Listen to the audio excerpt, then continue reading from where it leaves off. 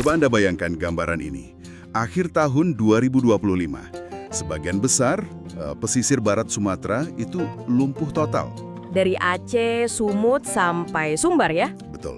Dan ini bukan sekedar banjir atau longsor biasa yang sering kita dengar. Ini krisis kebencanaan terbesar dalam 1 dekade terakhir. Foto-foto, video yang beredar itu, wah, benar-benar mengerikan. Dan di tengah semua kekacauan itu, di tengah duka, muncul satu pertanyaan yang aneh ya? Aneh sekali. Betul. Ini jadi inti dari semua materi yang kita punya. Dengan skala kerusakan semasif itu, kenapa justru muncul perdebatan sengit soal perlu atau tidaknya status bencana nasional? Seharusnya kan itu keputusan yang gampang ya, lihat situasinya. Nah, itu dia. Tepat. Rasanya ganjil. Oke, mari kita bedah persoalan ini. Dalam pembahasan kita kali ini, kita akan coba urai benang kusutnya. Kita lihat data-data kerusakannya dulu, biar paham skalanya. Oke. Terus kita gali lebih dalam, apa sih akar masalahnya, yang ternyata bukan cuma soal cuaca. Dan tentu saja, kita akan timbang argumen pro dan kontra soal status bencana nasional itu. Kita punya semua bahannya ya, dari analisis strategis, laporan media, pandangan pakar, sampai pernyataan dari aktivis lingkungan. Lengkap. Misi kita adalah membantu Anda memahami kenapa satu tragedi bisa punya begitu banyak lapisan. Kemanusiaan, kebijakan, dan lingkungan. Mari kita mulai. Oke, biar kita punya pijakan yang sama, kita bicara soal skala dulu. Seberapa besar sebetulnya bencana ini? Angkanya jujur bikin merinding ya. Betul. Angka korban jiwa dari BNPB, ini per 25 Desember 2025, itu aja udah bikin kita terdiam. Tercatat 1.135 orang meninggal dunia. Dan itu belum final loh. Masih ada 173 orang yang hilang. Coba kita beri konteks pada angka 1.100-an itu. Atau bukan sekedar statistik. Bayangkan itu setara dengan seluruh penumpang 3 pesawat Boeing 737. Lenyap. Ini tragedi kemanusiaan yang luar biasa. Betul sekali. Dan itu baru korban jiwa. Materi kita juga mencatat ada lebih dari 3 juta penduduk yang terdampak langsung. 3 juta. Tapi yang paling miris itu jumlah pengungsi. Hampir setengah juta orang.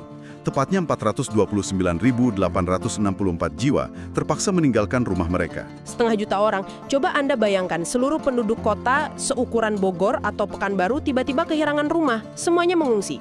Skala yang sulit dibayangkan. Dari sini saja sudah jelas kapasitas pemerintah daerah itu pasti kewalahan. Nggak mungkin 1 atau 2 provinsi bisa menangani pengungsi sebanyak itu sendirian. Tentu. Lalu kita masuk ke kerugian material. Ratusan ribu rumah rusak. Dari yang ringan sampai yang rata dengan tanah. Infrastruktur juga pasti hancur. Hancur. Jalan lintas Sumatera, jembatan-jembatan, puskesmas, rumah sakit. Salah satu artikel bahkan menyebut estimasi awal kebutuhan pemulihan saja itu angkanya fantastis. Berapa itu? 51,82 triliun rupiah. Wow, angka yang luar biasa. Dan disinilah poin kuncinya. Semua data ini, jumlah korban, pengungsi, kerusakan kerugian, ini bukan sekedar angka. Bukan. Ini bukti faktual, bukti empiris, bahwa kapasitas Pemda itu sudah benar-benar lumpuh. Inilah yang seharusnya jadi dasar argumen paling kuat untuk intervensi penuh dari pusat. Skalanya jelas-jelas sudah nasional. Nah, dari skala yang masif ini, pertanyaan berikutnya adalah, kok bisa sampai separah ini? Sumber-sumber kita kan bilang pemicu utamanya siklon tropis Senyar. Betul. Tapi rasanya nggak mungkin sesederhana itu kan? Tentu tidak. Disinilah ceritanya jadi jauh lebih kompleks dan terus terang lebih kelam. Siklon Senyar itu pemicunya, tapi dia bukan penyebab tunggal. Oke. Ada studi dari World Weather Attribution, ini menarik sekali. Studi ini menunjukkan krisis iklim punya andil besar. Gimana maksudnya? Suhu permukaan laut di Samudra Hindia bagian utara saat itu sedang lebih hangat dari rata-rata. Lautan yang lebih hangat ini seperti memberikan bahan bakar atau energi ekstra bagi siklonnya. Oh, jadi badainya jadi lebih ganas karena perubahan iklim. Tepat, membuatnya jauh lebih kuat dan destruktif. Tapi, energi ekstra itu kemudian bertemu dengan kondisi daratan yang sudah sangat rapuh.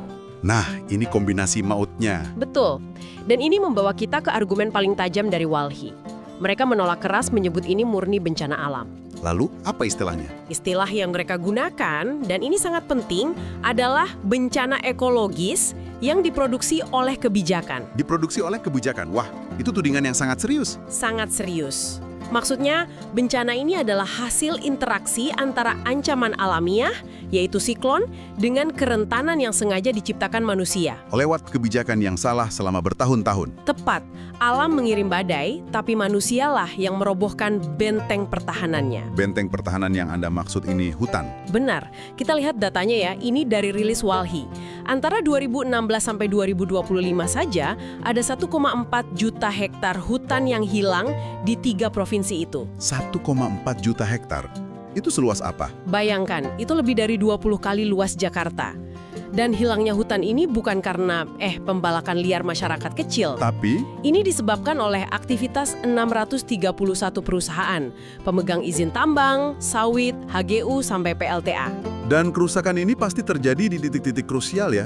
Tepat sekali. Kerusakan terparah itu di daerah aliran sungai atau DAS, yang seharusnya berfungsi sebagai rem alami saat hujan ekstrim. Sumber-sumber kita menyebut DAS kritis seperti Krueng Trumon dan Jambo Aye di Aceh, Ayadingen di Sumatera Barat. Di Sumatera Utara, sorotannya ke ekosistem Batang Toru. Itu kan wilayah hulu yang penting sekali. Kritis. Ketika hutan di hulu digunduli, tidak ada lagi yang bisa menahan air. Air hujan langsung meluncur deras ke hilir, bawa lumpur, bawa material longsor. Dan ini bukan lagi sekedar tuduhan aktivis ya. Laporan dari media menyebut Kejaksaan Agung sudah turun tangan. Benar. Mereka bahkan sudah identifikasi beberapa perusahaan yang diduga kuat jadi penyebab kerusakan di DAS Batang Toru. Nama-nama seperti PT TPL, CVTAS, dan PT NSHE itu disebut secara eksplisit. Dan itu baru di Sumatera Utara. Di Aceh dan Sumatera Barat, belasan perusahaan lain juga sedang diselidiki. Ini titik balik yang krusial. Kenapa? Karena narasinya bergeser. Dari musibah tak terhindarkan menjadi isu akuntabilitas. Pertanyaannya bukan lagi cuma gimana kita menolong korban, tapi jadi siapa yang harus bertanggung jawab. Oke, jadi gambaran masalahnya makin jelas. Skalanya melampaui kapasitas daerah, akarnya kerusakan lingkungan sistematis. Yang diduga melibatkan korporasi besar. Kalau begitu, kita kembali ke pertanyaan awal. Dengan semua ini, kenapa pemerintah pusat terlihat ragu-ragu menetapkan status bencana nasional? Apa yang sebenarnya terjadi? Nah, ini inti dari dilema kebijakan yang sangat rumit. Sumber-sumber kita memberikan pandangan dari kedua sisi. Coba kita lihat yang pro dulu. Oke, yang P-Pro, penetapan status. Analisis strategis dari Lemhanas sangat jelas soal ini. Keuntungan pertama dan utama adalah konsolidasi komando. Maksudnya, komandonya jadi satu pintu? Tepat. Begitu status bencana nasional ditetapkan, komando langsung di bawah presiden. Artinya, nggak ada lagi cerita gubernur jalan sendiri, bupati bikin kebijakan sendiri. Atau kementerian A dan B nggak sinkron? Betul, semuanya satu suara, satu garis komando. Dalam situasi krisis, ini vital sekali untuk kecepatan dan ketepatan keputusan. Masuk akal. Selain komando terpusat, apalagi? Kedua, percepatan mobilisasi sumber daya. Status ini jadi dasar hukum untuk kerahkan semua aset nasional. TNI, Polri, sumber daya dari semua kementerian secara masif dan cepat. Tanpa birokrasi daerah yang mungkin lagi lumpuh. Tepat. Ketiga, tentu saja fleksibilitas anggaran. Dana darurat APBN bisa langsung dipakai tanpa proses berbelit-belit. Dan terakhir, ini adalah sinyal. Sinyal apa? Sinyal kuat bahwa negara hadir sepenuhnya. Ini bisa memperkuat kepercayaan publik di tengah krisis. Oke, argumen untuk pro ini kedengarannya sangat kuat dan logis. Sulit dibantah. Lalu, apa yang bikin pemerintah nahan diri? Apa argumen di sisi kontranya? Nah, disinilah perspektif lain masuk, dan ini juga nggak bisa diabaikan. Salah satu sumber kita mengutip Rahmawati Hussein, pakar manajemen bencana dari UMY. Oke, Beliau menjelaskan bahwa, menurut Undang-Undang Penanggulangan Bencana, salah satu indikator utama untuk status nasional itu adalah kelumpuhan total pemerintah daerah. tunggu sebentar. Ini definisinya tipis sekali. Maksudnya, meskipun infrastruktur hancur, ratusan ribu orang mengungsi, tapi selama kantor gubernur masih berdiri dan kepala BPBD-nya masih bisa angkat telepon, itu belum dianggap lumpuh total. Kurang lebih, itulah dilema birokratisnya. Argumentasinya adalah, saat itu, Pemda dan BPBD di 3 provinsi itu, meskipun jelas-jelas kewalahan, Sangat kewalahan. dinilai masih berfungsi. masih bisa berkoordinasi dengan pusat, mereka belum lumpuh total secara definitif menurut kriteria UU. Itu argumen yang sangat teknis ya. Bisa diperdebatkan di tengah situasi kemanusiaan seperti itu. Ada alasan lain? Ada. Argumen kedua adalah bahwa respons dari pusat itu de facto sudah berskala nasional, meskipun tanpa status formal. Contohnya? Pemerintah mengerahkan lebih dari 50 pesawat dan helikopter untuk evakuasi dan logistik. Bantuan personil, anggaran juga sudah mengalir deras. Jadi, dari sisi operasional, beberapa pihak bilang bantuan sudah maksimal. Betul. Menetapkan status nasional cuma akan jadi perubahan administratif di atas kertas, nggak mengubah banyak di lapangan. Jadi buat apa statusnya kalau bantuannya sudah sama saja, gitu ya? Benar. Dan yang terakhir, ada kekhawatiran soal risiko negatif jangka panjang. Risiko apa itu? Ada potensi moral hazard atau ketergantungan. Kalau setiap bencana besar selalu diambil alih pusat, dikhawatirkan Pemda di masa depan jadi kurang terdorong membangun kapasitas mitigasi mereka sendiri. Saya paham. Jadi ada ketakutan menciptakan preseden di mana daerah akan selalu nunggu ditetapkan bencana nasional dulu baru bergerak maksimal. Tepat. Selain itu, ada juga risiko penyalahgunaan anggaran darurat dalam jumlah sangat besar kalau mekanisme pengawasannya nggak siap. Dan yang paling mendasar, Kekhawatiran jangan-jangan penetapan status ini cuma jadi seremoni simbolis, tapi nggak diikuti reformasi kebijakan yang menyentuh akarnya, yaitu tata kelola sumber daya alam yang amburadul itu. dilema yang sangat rumit. Di satu sisi ada kebutuhan akan kecepatan, komando yang jelas. Di sisi lain ada pertimbangan efektivitas, kriteria hukum, dan risiko jangka panjang. Oke, selagi perdebatan itu terjadi di Jakarta, kita lihat realitas di lapangan. Apa saja upaya konkret yang dilakukan? Dari sisi teknis, pemerintah lewat BNPB langsung melakukan operasi modifikasi cuaca atau OMC. Itu yang menabur garam di awan ya? Betul, upaya untuk mencuri awan hujan sebelum sampai ke wilayah terdampak dan menurunkannya di laut. Laporan menyebut operasi ini cukup efektif, mengurangi intensitas hujan. Cukup efektif tapi tidak menghentikan sama sekali. Tidak. Prioritas lain adalah membuka kembali akses transportasi dan diklaim sudah mencapai 90% pemulihan. Tapi semua operasi ini ditambah pemulihan jangka panjang butuh biaya yang luar biasa besar. Tadi kita sebut angka 51 triliun rupiah. Iya, dan artikel di media mengutip ekonom dari CSIS, Denny Friawan, yang menyoroti betapa terbatasnya ruang fiskal negara kita untuk menanggung ini. Betul. Denny Friawan bahkan sampai menyarankan pemerintah melakukan realokasi anggaran dari program-program lain yang dianggap nggak mendesak. Beliau secara spesifik menyebut program makan bergizi gratis atau pengadaan alutsista. Wow, ini menunjukkan betapa seriusnya tekanan finansial akibat bencana ini. Di luar soal anggaran, ada juga kritik tajam terhadap sistemnya. Pakar kebencanaan Jonathan Lassa menyoroti sistem peringatan dini dari BMKG. Menurutnya, sistem kita ini belum berbasis dampak atau impact-based. Apa maksudnya impact-based itu? Maksudnya, peringatan dini kita seringkali cuma berhenti di level awas akan ada siklon dengan kecepatan sekian dan curah hujan sekian. Peringatan seperti itu kurang bisa ditindaklanjuti. Jadi seharusnya lebih spesifik.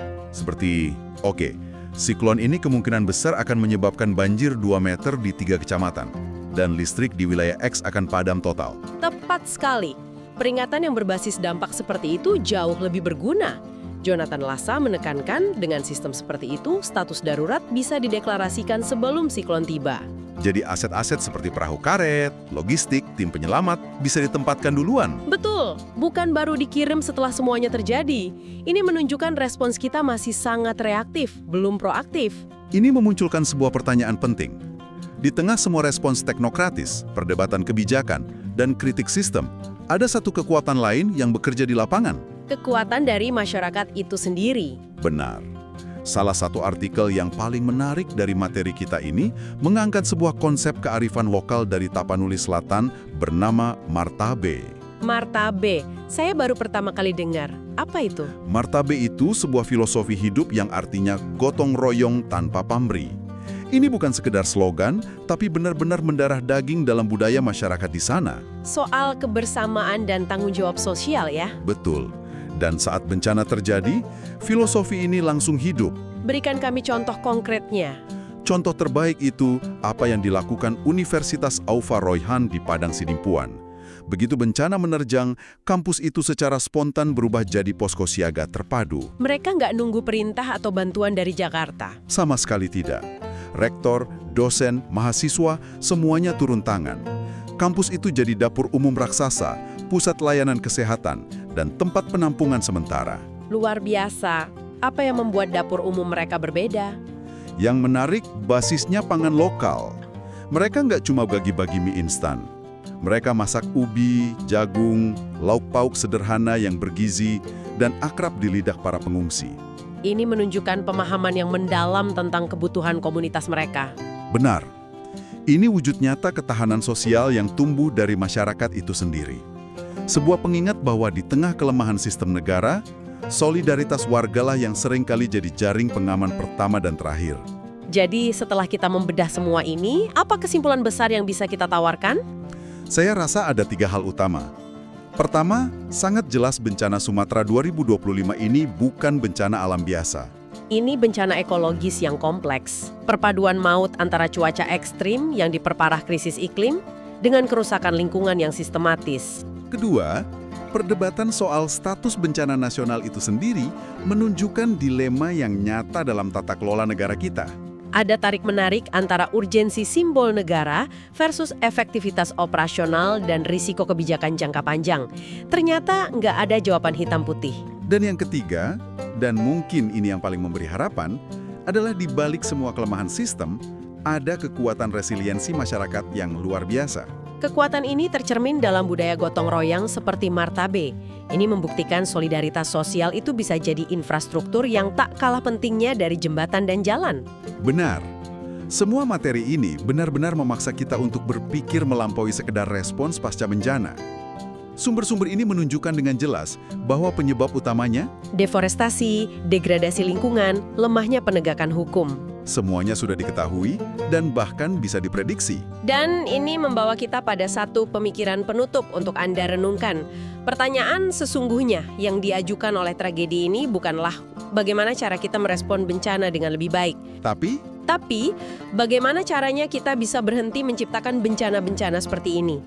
Apa yang benar-benar diperlukan untuk menggeser fokus nasional kita dari manajemen krisis yang selalu reaktif dan terlambat menjadi pencegahan yang proaktif?